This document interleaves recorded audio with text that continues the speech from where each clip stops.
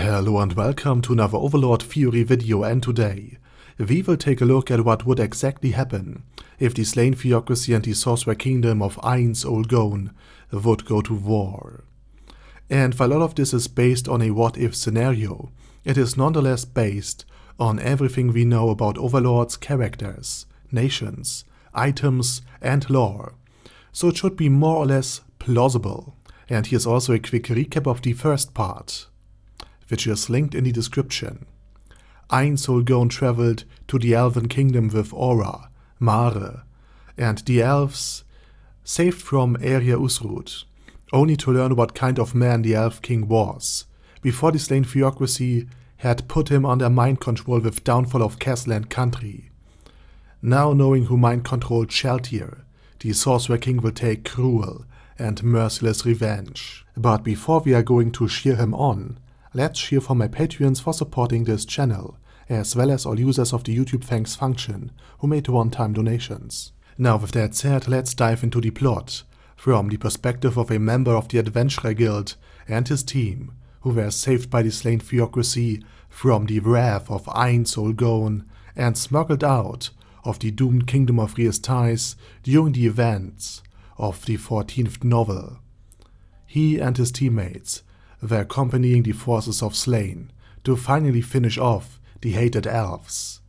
While originally reluctant to go that deep into this unknown forest during times of war, once meeting the formidable knights of Slane, and more importantly one of the scriptures leading the advance, as well as learning that they could keep any elves they captured, the adventurers were ultimately persuaded into aiding mankind in this dire hour of need.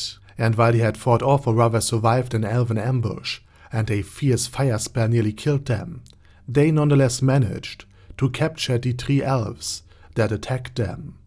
And while the spear tip of the army was penetrating the elven defenses, the former adventurers were eager to enjoy the spoils of war. And entrepreneuring merchants traveled with the advancing army to supply them with drinks, food, and an opportunity to sell off any of the elves captured. Any empty boxes of food large enough to accommodate an elf would eventually hold one before being transported back to Slane. And the merchant was also more than just happy to avoid carrying the empty boxes all the way back throughout the forest on a hastily constructed stage, more akin to a soapbox than anything akin to the furniture inside of a proper auction house.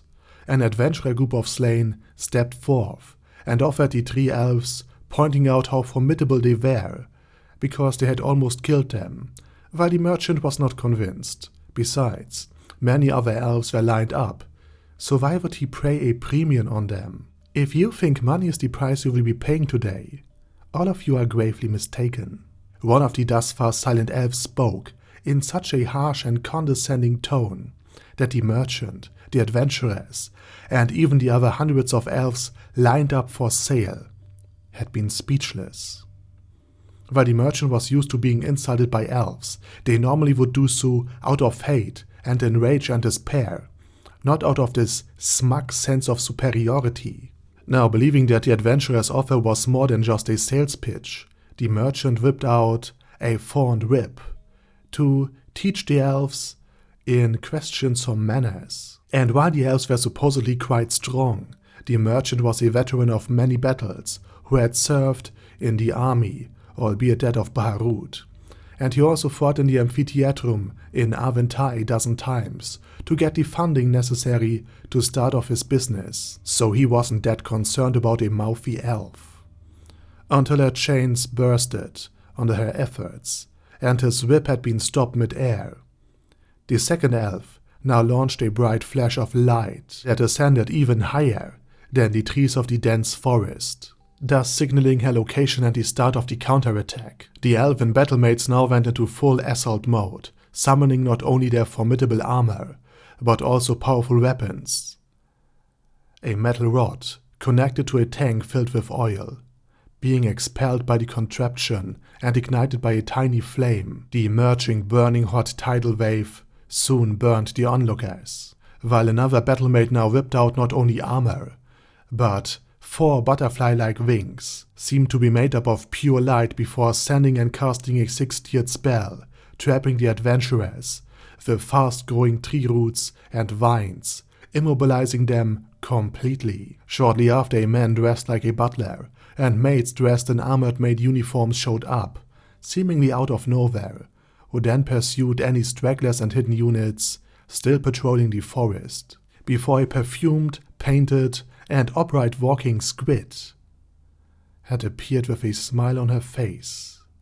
Uranus turned to the adventurers and to the merchant before casting a message spell, informing her assistants to leave their own cages behind, since they had been so kind to bring their own holding cells with them. Meanwhile, in a secret meeting location deep in the forest of Top, a great hut to be more precise, the adventurer known as Mammon met with the higher-ups of the Slane Theocracy. Upon learning that he wished to ally himself with Slane and against the Sorcerer Kingdom, the faces of the 2 cardinals meeting the hero of humanity lit up brightly, until he had taken off his helmet.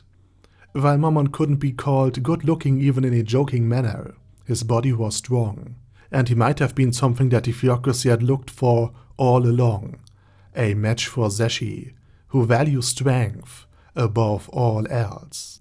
Mammon, while being surrounded by 3 beautiful maids, now revealed that he isn't allowed human contact, or even to take off his armor under any circumstances, and that the beautiful maids were in fact not human, but homunculi, because the Sorcerer King fears not only his strength, but also the potential of his offspring. Revealing that Ainz hoped to simply outlive him, he felt that the time has come to act.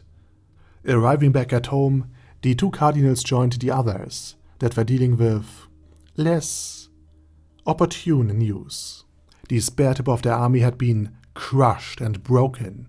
The Elf King's army were supposedly broken and weak, disorganized, ripe for the capture, but instead they offered an unprecedented, fierce, and well-coordinated resistance. But with the Elf King captured, and Mammon allying himself with Slane, they now felt that Platinum couldn't match the might of the Theocracy, hence why they now felt comfortable enough to deploy Zeshi, so that she could finally enact her revenge. At the eve of the same day, Zeshi arrived in the Elven Kingdom and found something that delighted her.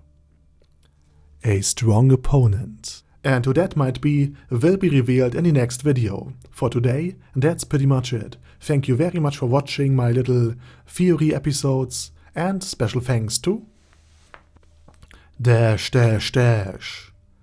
Guy Yi, Ben C, Chrissy, Crowley0221, Sia, Death is Mercy, Deathless Dragonlord, Dystopia the Second, Thirral Shivan, Guy with Dead Head, Hector Marino, Hoss, Huster, Jacob G, Jana B, Jason, Chromius, Legendarius, Lelouch Britannia with a Mustache, Lexus Fox, Lord Nishikian Rai, Lord Touch Me, Merovek, Mr. Shoes, Mr. Tweaker, Michael R, Michael Y, Okill, Overlord General Gasper, Paddy Pantom, Personage, Primus 11, Shadow Lightning Wolf, Shrine Keeper, Texas Deer,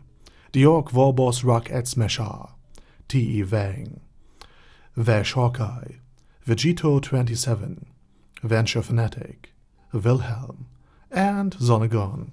Thanks guys. Anyway, have a nice day, and I hope to see you all again soon on my next video.